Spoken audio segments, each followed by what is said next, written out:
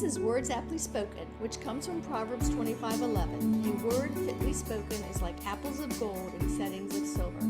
The written word is a precious treasure. We want to preserve written knowledge for God's glory and as an anchor to the history of the church and its classical conversations. We hope to encourage the reading of words and of the word. Well, welcome to Words Aptly Spoken, where Jennifer Courtney, Timothy Knotts, and I discuss books from the Classical Conversations Curated Curriculum. Today it's Wednesday, August 7th, 2024, and I'm Lee Bortons. And we also are joined today by Stephanie Reeder. She's a curriculum developer for Classical Conversations Multimedia. So welcome to everybody. And Jennifer, why don't you tell us about our new month? It's August, our new month shows. Well, I am excited because this month we're talking about Challenge 2 literature, which everyone knows is my favorite. And I'm actually going to be directing Challenge 2 this year with my youngest. So this is fun for me. So we're going to start off with Robinson Crusoe. And then we're going to look at Animal Farm and The Hobbit and one that always makes me cry, Something Beautiful for God. It's great. Yeah, and for listeners, if you're interested, you can access all of our past episodes on my YouTube channel at Lee Bortons, or you can go to my website, leebortons.com, and click through there to find both the episodes, the upcoming calendar of books we will be discussing, as well as links to classicalconversationsbooks.com if you want to purchase any of the books. So, Jennifer, let's get started. Okay, well, you know what I'm going to ask you. Why did you put Robinson Crusoe in the Classical Conversations curriculum? You know, I was thinking about the age level of the students and the need for British literature because it's such a precursor to American literature. And we, of course, started out as an American company, of course, now global. But the best of children's literature has come from the British colonies as well as, or I should say, the British Island as well as the British colonies, now known as America. And we provide the model for the rest of the world when it comes to writing children's literature. So I thought it was really important to have what's considered the first novel in British literature, Defoe's Robinson Crusoe, in the curriculum. But we didn't want it to be in the curriculum. Imagine if you were a boy back in 1719, if it was written, and you wanted, and you know all about geography and you want to know about adventures. Well, in Robinson Crusoe, we go to Spain, the Caribbean, Chile, Brazil, England, Portugal. You meet the Moors, pirates, cannibals. You get shipwrecked, and you also even get to meet mountains and something really important, the Bible, and the ability to find salvation no matter where you are. So there's just so much that's exciting within the book, and because it's such a great standard that's lasted throughout history, it was just important to have it, I think, in the curriculum. So who would want to learn about all those things? You know, back in that day it was written, one of the forms of entertainment was to study maps and to dream about places you could go. And so Defoe did a great service to both adults and young folks in setting out on this adventure for us. Yeah, I like that you brought out a couple of points that are near and dear to my heart. This is sort of a proto-novel, right? Every culture has had poetry and song. Not all cultures have had novels. That's a relatively new form on the planet. And so you can kind of see this as Defoe is transitioning into the novel and telling a story in prose. And so it's really important for that.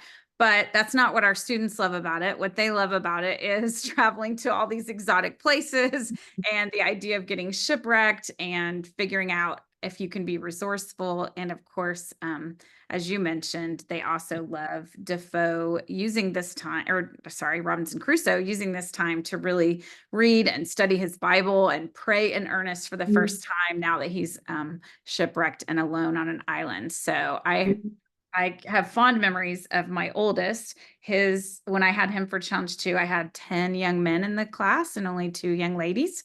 And this was a very, very, very popular book that year.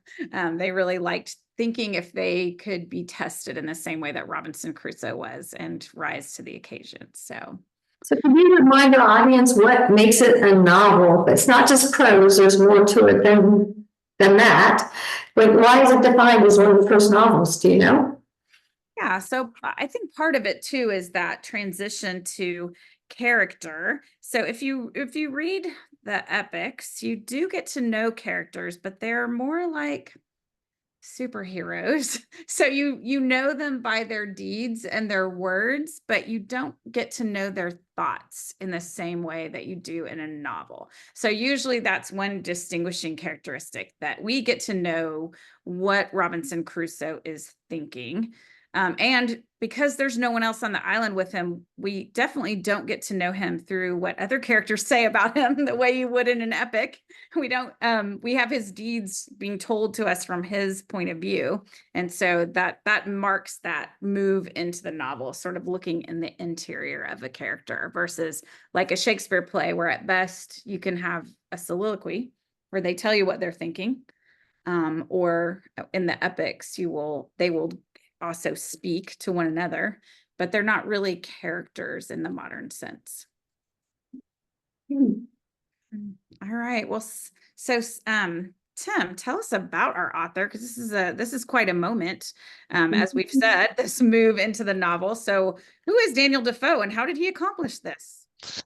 Yeah, so he was born Daniel Foe.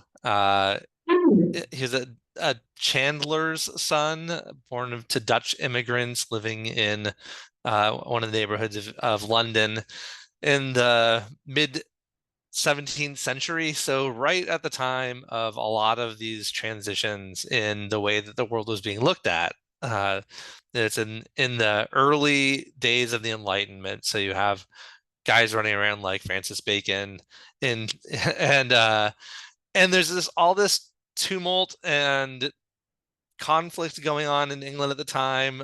It's sort of swaying back and forth between staunch Catholic rulers to Church of England and tolerant rulers. And so Defoe, or Foe at the time, comes of age and he finds himself constantly in debt. he's sort of falling into all sorts of bad behaviors with his cash and borrowing from people. So eventually he, after being in prison, for debtor's prison for a little while, he goes abroad, where he gets a lot of these ideas for these stories that he tells. When he comes back from some of his trips, he gets a pretty good post, a government post, being a tax collector, and he begins writing a lot. Most of what he writes early on are tracts and pamphlets, all kinds, some of them religious, some of them political, a lot of them are sort of self-help kind or advice pamphlets. But some of his writings get him in trouble with Queen Anne when she comes to the throne. She's one of these rulers who clamps down on nonconformists. So Foe is actually pilloried and jailed for sedition, and continues to write, and eventually changes his name. He adds the "duh" on the front of it, so now he becomes Daniel Defoe, duh being an aristocratic addition to a name from his Dutch roots, though he has no actual claim to any aristocracy. But like many authors, right, adjusting their name is pretty common. In fact, over the course of his writings, we know of at least 198 different pen names that Daniel Defoe used in his writings. So he wrote Robinson Crusoe later in life. It was in the early 1700s when he wrote this book. And some people actually do argue that it is the earliest English novel and not just a proto-novel. That's a point of contention. And it's widely believed to be the second most translated book after the Bible, which is pretty remarkable also. So he wrote all these different kinds of books. Many of these books, these adventure books that he wrote, follow some familiar themes of these wild adventures with some pretty strong moral or didactic overtones to them. I love, there's an early edition of this. We'll see it in a little bit when we look at some slides, but the longer title, as they were wont to give books at the time, The longer title for this book was The Life and Strange Surprising Adventures of Robinson Crusoe of York, Mariner, who lived 28 years all alone in an uninhabited island on the coast of America near the mouth of the great river Oronquay, having been cast on the shore shipwrecked, wherein all men perished but himself, with an account of how he was at last strangely delivered by pirates, written by himself. Stop. Wow. That was the title? Yes. That's would've the been whole interesting. synopsis. It would have been interesting to put on the book cover. Yes. I'd like to I see mean, that book cover design. no back cover text needed. There you go. There you go. Yeah, you wouldn't be able to. You'd have to wrap that title all the way around the book. Oh, goodness. Well, yeah, and I may have missed it because I was listening so intently to some of the things that you told me that I didn't know about Defoe, Tim, but did you talk about his inspiration for the book? I mean, largely self-inspired, right, from his own voyages. He went as a wine trader to a lot of interesting places during those years when he was trying to make his way in life, in between dodging debt collectors. So while this actually reminds me a little bit of Jane Eyre, right, where Charlotte Bronte wrote it and called it an autobiography. This story is also written in the form of an autobiography, just not of the author. Nice. Yeah. And I do think that so that puts it in another genre that I had forgotten about, but travel narratives are a big genre that people were interested in reading. Typically, if you didn't go too far from home, unless you were a sailor. And so reading about other people who did was big business. And then of course there was a shipwreck of a man named Alexander Selkirk, where he really was in the same boat as Robinson Crusoe, but for a much shorter time, obviously, than 2+ decades. So good. All right. Well, also, we've already touched upon, I mean, England is a naval island, and everybody knew somebody who'd been shipwrecked or died or met a cannibal. And so these are like, tell me about your story. So they were used to talking about these kind of things, versus now that, you know, very few of us sink in pirate ships. You know, it's a different experience. Yeah, absolutely. Good. Well, Stephanie, so we touched on this a little bit, but another maybe group of stories is survival stories. So all the way from the ancient epics to our modern Hollywood films like Castaway, which might have something to do with this book. This is a powerful conflict, this idea of one person alone trying to survive. So how does that drive plot, and where else do we see that as our challenge students are reading? Yeah, so man versus nature is one of those types of conflicts that we talk about, especially in Challenge B. Students go over the 4 main types of conflict, and one of them is man versus nature. You also have man versus self, man versus man, which we see a little bit in Robinson Crusoe as well with the cannibals, and then man versus society, which is definitely not the story of Robinson Crusoe, at least if you take it as a survival story of just him on the island. So survival stories, I think, have fascinated us forever, especially since this is one of the first novels. And a lot of travelogues, I think you could make the case, are survivor stories in a way. We see them all over in modern stories, like you mentioned, Castaway, and even The Odyssey, which is one of the stories that students will read in the challenge strand, is a survival story in a way. And survival stories do a pretty good job of driving the plot, to be honest, because if we think about the plot as being a series of events surrounding a conflict or a story question, if you're trying to survive, that is the answer to your story question. Will this person survive or not? So even small things become big conflicts or matters of life and death. Will you be able to find shelter or water or food? Or if you get injured, will you be able to find somebody to help you, or can you help yourself? So when you have a man versus nature conflict, everything becomes very high stakes. And that's something that I think we're all interested in, because while not everybody is going to have maybe a physical survivor conflict, we have other types of surviving that we have to do, whether it's emotional or spiritual or social. So I think that does appeal to people as a story topic. I know my now 10-year-old thinks that every time she doesn't have her water bottle in the car, it's a major survival crisis. So there is something that I'm with echoes her. with us in real life about that, I think. My emotional support water bottle comes with me everywhere. Yes, although as we'll probably talk about in the episode, Crusoe is not left entirely bereft of supplies. A few things do wash ashore, not quite as many as in one of Stephanie's favorite books, The Swiss Family Robinson. I said with a little bit of sarcasm quotes. Well, let me just quickly, because in my research into Robinson Crusoe, I was fascinated. So Robinson Crusoe, Swiss Family Robinson, there's some similarities in the story. And so I was wondering if it was a coincidence that they both had Robinson in them.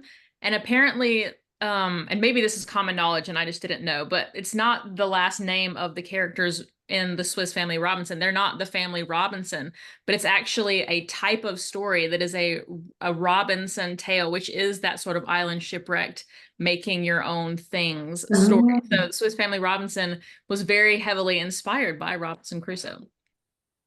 Yes. Yeah, and so that's good, because until you said that, I had forgotten that that's another genre. So we have the first novel here, but we also have the opening of all of these shipwrecked survival stories that Defoe has created a space for. So nice. Well, let's continue to compare to other things we've been talking about in reading. So for the last couple months, we've really been looking at literature for younger students, and we've talked about this idea of coming of age. So this is not maybe technically a coming of age story, but how would you categorize that, Lee? What do you think about with when your own boys were reading it? Well, I think it's more the appeal that Tim and Stephanie have already indicated, that what would you do if you were by yourself? That's the appeal of these, books to them. I think they're related more to some of the other books in our literature because they lived by words, and so the Silent Weaver and things like that were closer to their experience. But the other thing that's in here that we got to talk about was the relationships of people, like being afraid of the pirates and having slaves and becoming an indentured servant. And so they just thought that was interesting because we don't have that familiarity in knowing how people were employed. The words that were used to describe it, whether it was forced employment or voluntary employment, was another aspect. Because particularly the boys, in the way that they're coming of age in this book, is they're hearing what it's like to be a man and to be able to be self-sufficient. So that I think was more intriguing. It didn't have the impact of, say, like Little Britches, where there's just a beloved family surrounding everything that's happening to them. And of course, that book's written about a boy, and this is about a grown man. So there's still just lots of elements to attract the adventure spirit.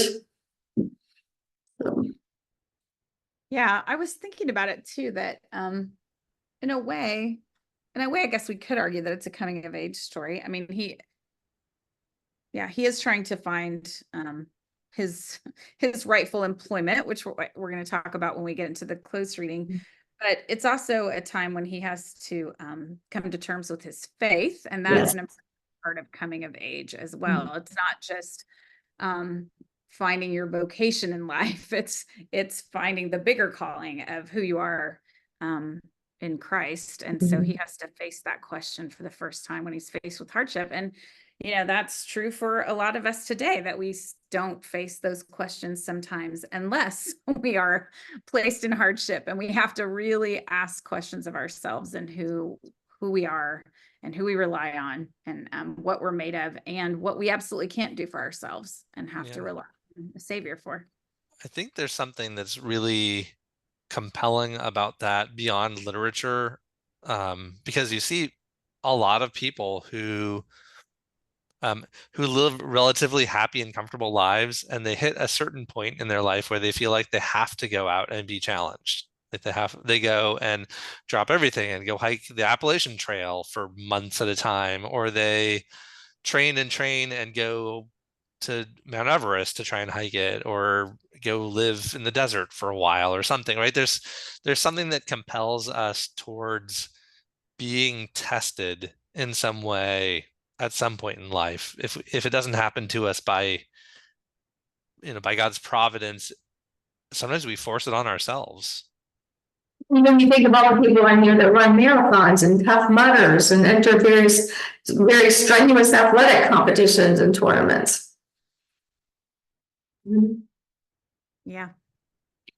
That's good. Yeah. And sorry, Stephanie, but that is another connection to Swiss Family Robinson. Maybe not just the strenuous physical aspect, but even they set themselves some tasks for learning new things when they're marooned on the island as a family. So it's kind of a good homeschooling novel, the Swiss Family Robinson, because they all decide, okay, we're here and we have these limited books. Let's all learn some new things. And so there's that kind of strenuous effort too, finding out who you are that way as well.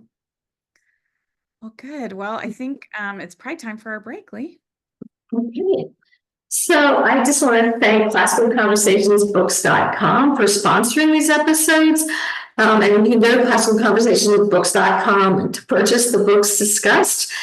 Every week we try to have a new one for you, and we try to take it from the perspective of what we want our challenge students to know. So we have the entire 2023 Words Aptly Spoken calendar at leeborns.com, as well as the 2024. The year is almost over now, and so we've got a lot of those archived, and you have the list of the upcoming schedule, so you can purchase the books and follow along with us. So I just really appreciate everyone that does that. And next week will be, I think, a very rigorous conversation, because Animal Farm by George Orwell, a timeless but timely story for our day, just has so many parallels to what's happening in our culture at any single time. And so it's going to be a lively conversation. So Jennifer, are we ready to start our deep reading? I think so. So Tim, I think, do you have slides that you're going to be pulling up and showing? So there you are. There's the big long title that Tim shared with us. So one of the ways that this story is connected to some of the other things that we read about in Challenge is that a vocation for second, third, fourth sons was a very real issue that they had to face in the 18th and 19th centuries. And so you might read a Jane Austen novel where the second son either goes into law or becomes a pastor, and the third son goes off to be a soldier, because there's sort of a status. Oldest son is inheriting all the wealth, then second and third and fourth and so on sons have to find something else to do.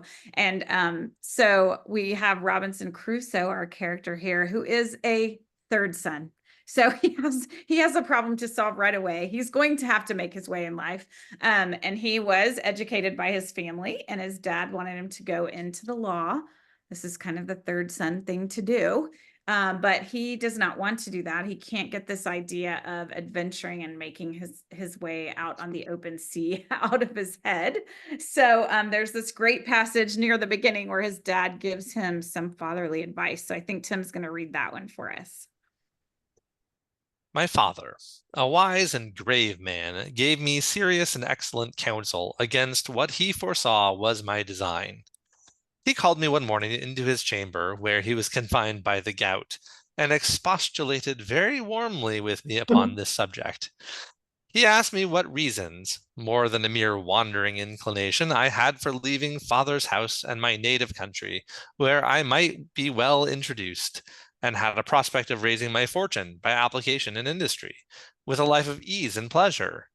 He told me it was men of desperate fortunes on one hand, or of aspiring superior fortunes on the other, who went abroad upon adventures, to rise by enterprise, and make themselves famous in undertakings of a nature out of the common road, that these things were all either too far above me, or too far below me, that mine was the middle state, or what might be called the upper station of low life, which he had found by long experience was the best state in the world, the most suited to human happiness, not exposed to the miseries and hardships, the labors and sufferings of the mechanic part of mankind, and not embarrassed with the pride, luxury, ambition, and envy of the upper part of mankind. He told me I might judge of the happiness of this state by this one thing, viz., that this was the state of life which all other people envied, that kings have frequently lamented the miserable consequence of being born to great things, and wished that they had been placed in the middle of the two extremes, between the mean and the great, that the wise man gave his testimony to this as the standard of felicity when he prayed to have neither poverty nor riches. After this, he pressed me earnestly, and in the most affectionate manner, not to play the young man, nor to precipitate myself into miseries which nature and the station of life I was born in seemed to have provided against, that I was under no necessity of seeking my bread, that he would do well for me and endeavor to enter me fairly into the station of life which he had just recommended to me, and that if I was not very easy and very happy in the world, it must be my mere fate or fault that might hinder it, and that he should have nothing to answer for, having thus discharged his duty in warning me against measures which he knew would be to my hurt. In a word, that as he would do very kind things for me if I would stay and settle at home as he directed, so he would not have so much hand in my misfortunes as to give me any encouragement to go away. And to close all, he told me I had my elder brother for an example, to whom he had used the same earnest persuasions to keep him from going into the Low Country wars, but could not prevail, his young desires prompting him to run into the army, where he was killed. And though he said he would not cease to pray for me, yet he would venture to say to me that if I did take this foolish step, God would not bless me, and I should have leisure hereafter to reflect upon having neglected his counsel when there might be none to assist in my recovery. Very warmly expostulated. Yes. Back up to the first slide. We can start maybe by talking about the first half of the quote.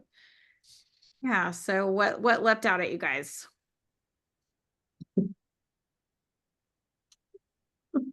Well, some folks hearing this might think like the vocabulary is pretty intense for Challenge student. And I want to remind them that that's one of the reasons that we also read Shakespeare in Challenge and encourage you to read the King James Bible. Those are both books written in the same time period, using the same extensive vocabulary. And one of the reasons I think that we educate our children and have them read books that are in some ways too hard for them, because you should always be trying, not just reading at level and below level, but also reading some above level. So they can expand the vocabulary and become familiar with all periods of history, and fall in love with words, because we love the word, Jesus Christ. And so I think struggling and wrestling with difficult passages is really important for our children also.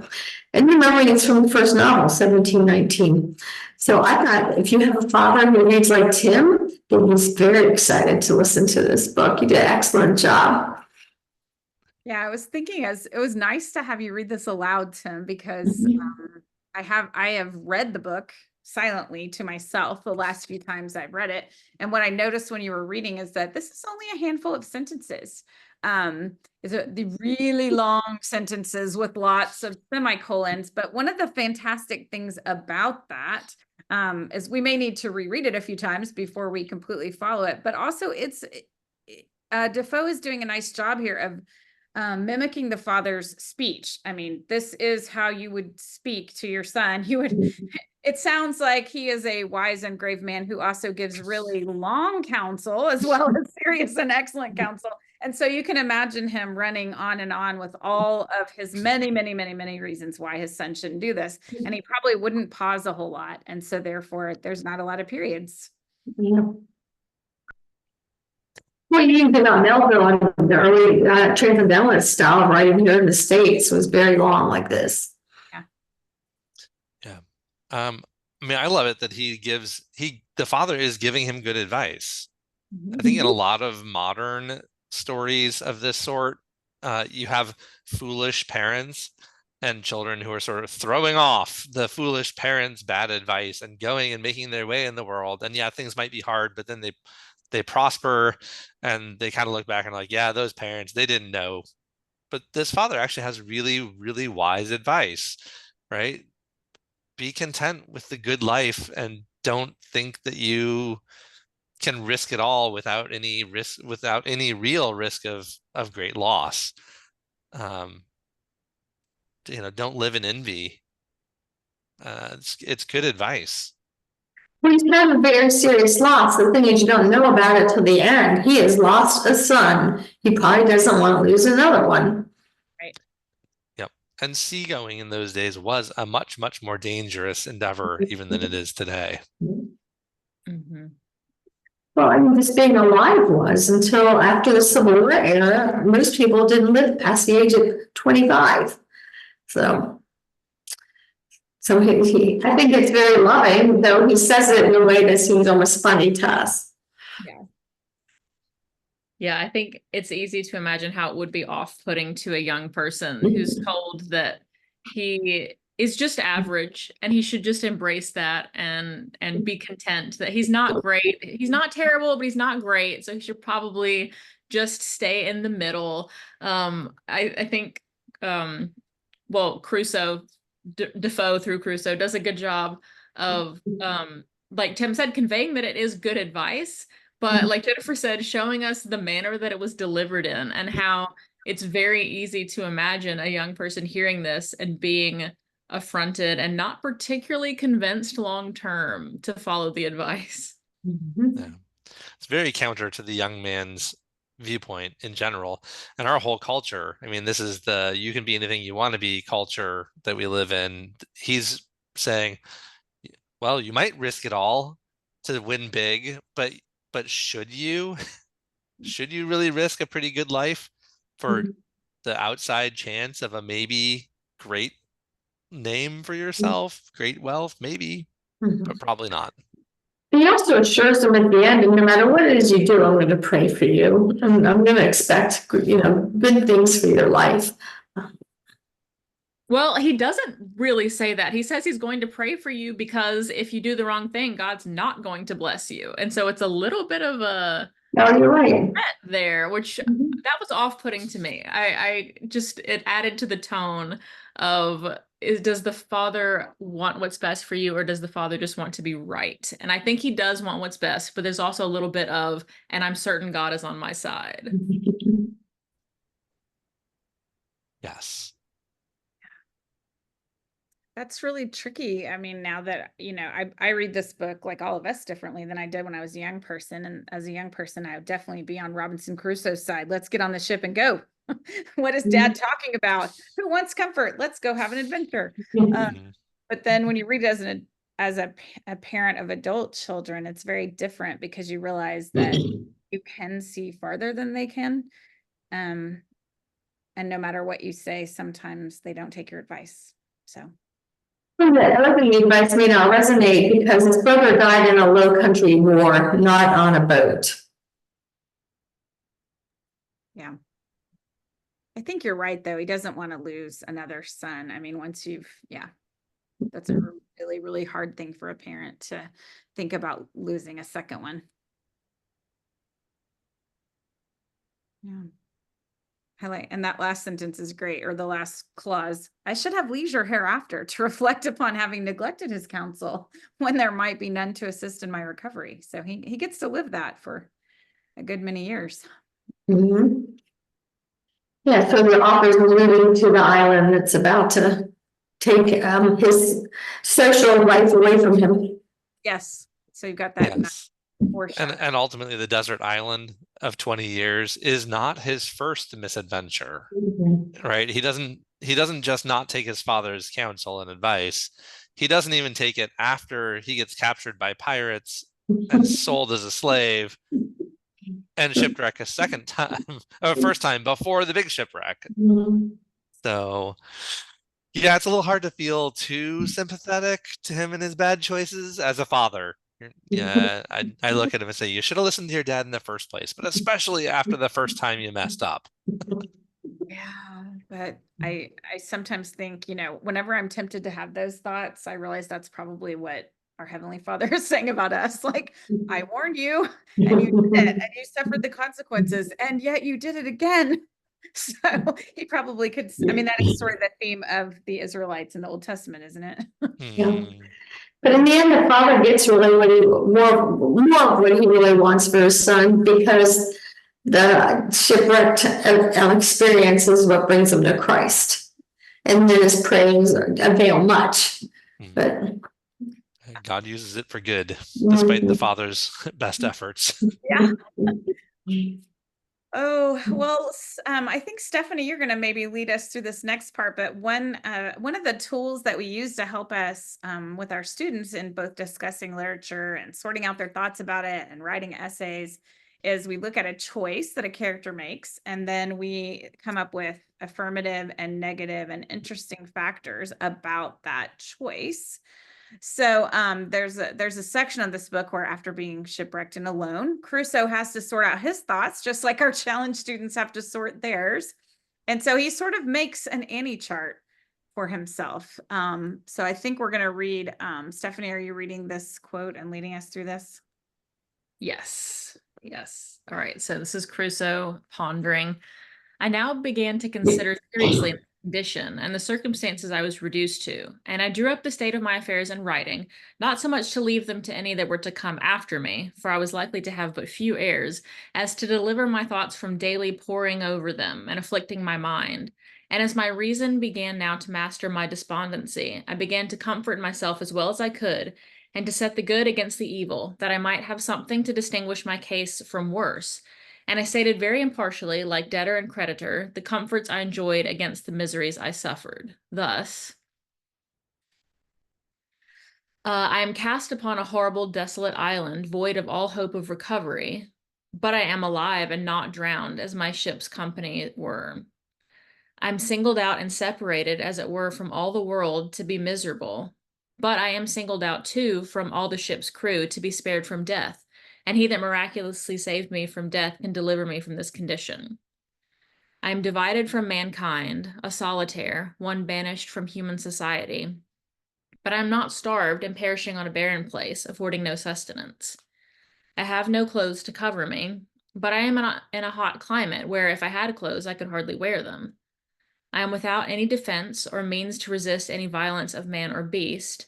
But I am cast on an island where I see no wild beast to hurt me, as I saw on the coast of Africa. And what if I had been shipwrecked there? I have no soul to speak to or relieve me. But God wonderfully sent the ship in near enough to the shore that I have got out as many necessary things as will either supply my wants or enable me to supply myself, even as long as I live. Upon the whole, here was an undoubted testimony that there was scarce any condition in the world so miserable, but there was something negative or something positive to be thankful for in it. And let this stand as a direction from the experience of the most miserable of all conditions in this world, that we may always find in it something to comfort ourselves from, and to set in the description of good and evil on the credit side of the account. Okay, so whenever you were reading that and we were looking at this chart, Stephanie, all I could think about was Betsy in the hiding place. Yes, me That too. family has hidden the Jews, and now they've been sent to the concentration camp, and they have lice and fleas and things in their bedding. And Betsy tells Corey that they still have to be thankful in all things, because the guards don't come in there and disrupt them having Bible study, because they don't want to get infected by all these insects. And every time I read that passage, I think, oh Lord, I pray that I could be like that if I were faced with those circumstances. I hope that that would be me. And so you look at him here, and he's doing that same sort of thing that Betsy does in the hiding place. Mm-hmm.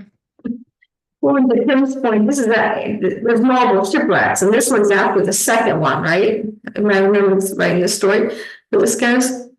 And so he really is becoming a more mature person and reflective compared to the first passage we just read aloud. Yeah, a little bit of that coming of age thing going on, right? He went from being a foolish young man to a much more reflective man as a result of this. This is sort of an Annie chart in a sense, right? It's sort of a affirmative negative thing going on, although he starts with the negative, and then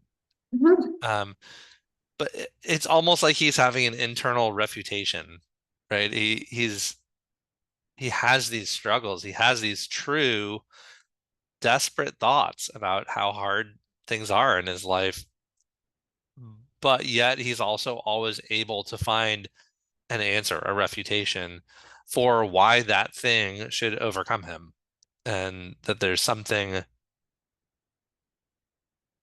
good or something more that comes of the good that he needs to keep in mind. Like it almost sounds like a liturgy or something, right? That he's got to repeat to himself, but I'm not starved, but I'm not in desperate danger of my life from wild animals, right? But I don't need the things that I don't have necessarily.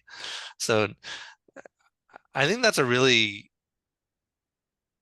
good and valuable exercise for us when we're having a hard time with things, to be honest that, yeah, things are hard and difficult, but to remember the buts. I think for this age group too, as a either an exercise, a kind of a warm up at the challenge seminar, or maybe with the parent who's trying to encourage a child to read the book, is to do this as an exercise. Just to, tell them, don't write it down and don't say it out loud, but what is something you're really struggling with, and then think about but, and how could you respond to that. But this is good practice for all of us to do this.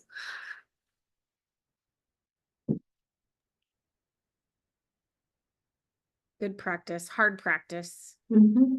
And he really has to sort through it and look for the good. It's not as it comes out so easily on the paper, but if we imagine him doing this, he's sweating bullets trying to figure out like what has happened to me and what is good in it. Well, I can't believe this, but we are almost out of time. And so I think if you'll read us our last quote, we're going to skip to our last, there we go, which I think is more of a journal entry. Okay. The June 27th. The ague again so violent that I lay abed all day and neither ate nor drank. I was ready to perish for thirst, but so weak I had not strength to stand up or to get myself any water to drink. Prayed to God again, but was lightheaded. And when I was not, I was so ignorant that I knew not what to say. Only I lay and I cried, Lord, look upon me. Lord, pity me. Lord, have mercy upon me. I suppose I did nothing else for 2 or 3 hours till, the fit wearing off, I fell asleep and did not wake till far in the night. When I awoke, I found myself much refreshed, but weak and exceeding thirsty. However, as I had no water in my habitation, I was forced to lie till morning and went to sleep again. In this second sleep, I had this terrible dream.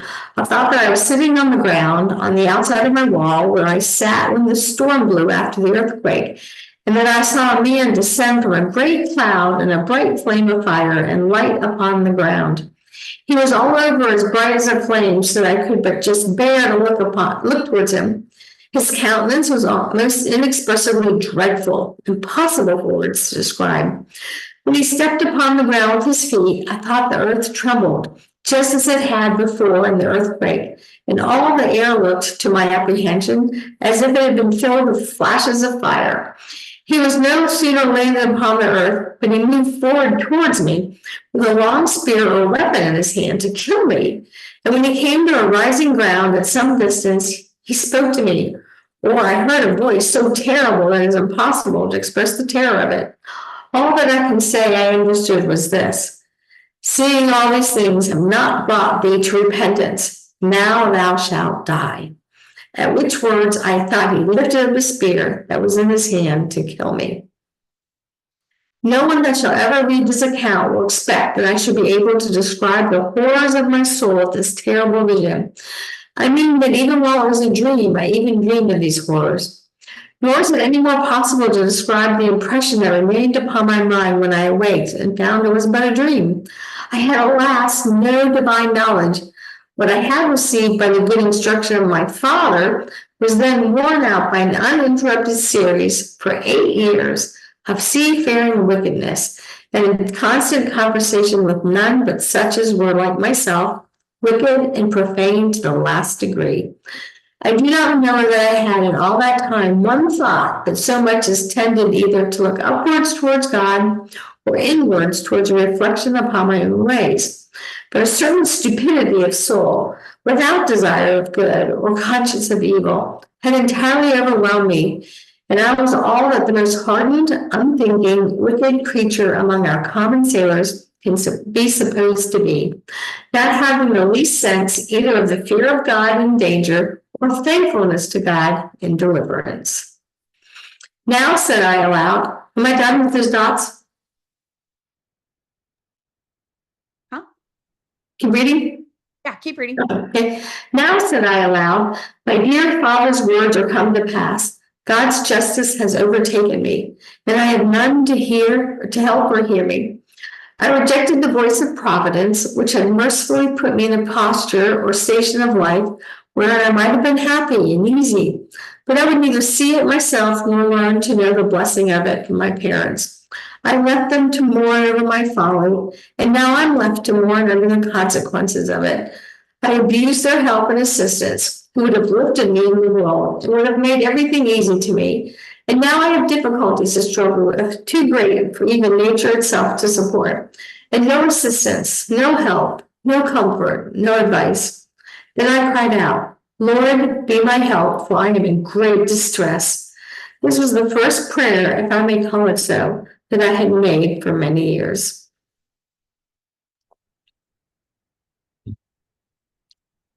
Reminds me so much of the prodigal son. Yeah.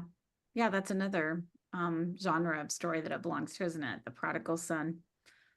And that nice, it's not nice because it's sad, but that parallelism and the repetition of no assistance, no help, no comfort, no advice. It's that desolation that causes him to look to the Lord and cry out in his first prayer. Mm-hmm. Wow.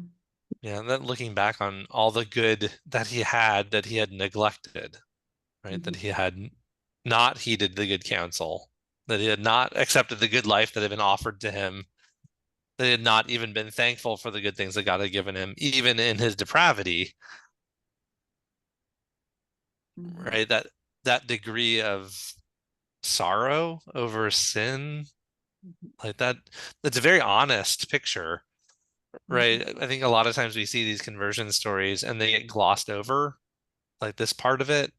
But here, this is a very heartfelt, and again, clearly you see some of Defoe's own life peeking through the character of his story. Can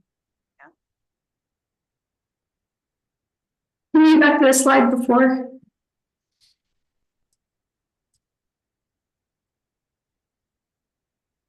So obviously this isn't like at the beginning where he's going, oh, woe is me. It's 8 years. I just want to confirm it's 8 years into being desolate.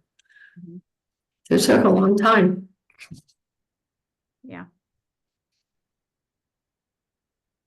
It is a long time. And it's interesting at the end of this first part of the quote that he says, I was all that our common sailors can be supposed to be. So at some point he saw himself as set apart from that kind of people who didn't believe in the Lord. And now he realizes he was one of them, or has become one of them. And that is part of his repentance too, is that he realizes who he is. So that was one thing that stood out to me, just the company that he was keeping. They didn't really have the values that he thought he had, and he sort of, became the average of the 5 people he spends time with, kind of thing. So just him recognizing that he didn't come out of that type of company unscathed, and he didn't even notice when it was happening, and it's just everything is kind of coming full circle for him and figuring out maybe all that his father meant. Yeah, and this comes after that last section with the Annie chart, right, where he had tried to reason himself into thankfulness to God. He, by his own strength, he had tried to find some kind of faith and failed, and it took arriving at this place of desolation before he could really turn to God. Good. so moments at a time, and something that I've been reflecting on through all of this is that, you know, I commented on the difficult language of this book, and sometimes you'll have students in a challenge program who won't or can't read one of the books that we offer. And I think the exercises you put together and the passages you picked were just a really good example of how a tutor can say, all right, I knew this was hard, but let me pick up, you know, with an opening and a clincher and show you that what you did in your essentials years and your LTW years is still here, and good authors are doing that. And of course, the whole opportunity to talk about an AME chart is built right into the lesson. Like, I think sometimes on our tutors, well, let me put it this way. Sometimes I think people know how to teach literature, and they really don't. And the Boys Office Spoken's whole purpose is to give people ideas on what they can do in seminar. And so this might be an example where the child may still not going to read the book, but later on we'll go, oh yeah, my tutor really liked that book. She had a lot of interesting things to say about it, and they'll pick it up at a later time. I've seen that happen throughout the years. And so I just really appreciate the tutors as well as the parents who are just trying their best to help their children read classical literature and maintain the civilization and the culture that has made our country so great. So thank you, team, for helping us to do that. And we will see you next week when we're talking about one of our favorites, Animal Farm. See you then. Ready? Bye.